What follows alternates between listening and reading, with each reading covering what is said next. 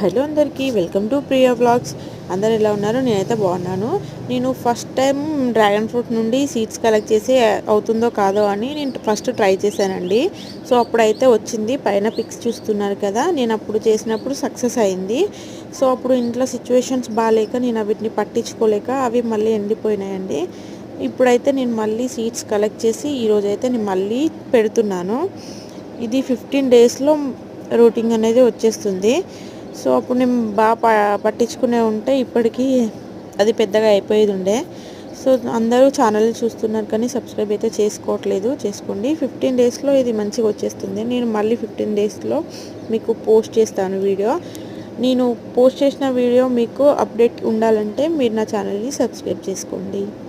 Thank you for watching my channel.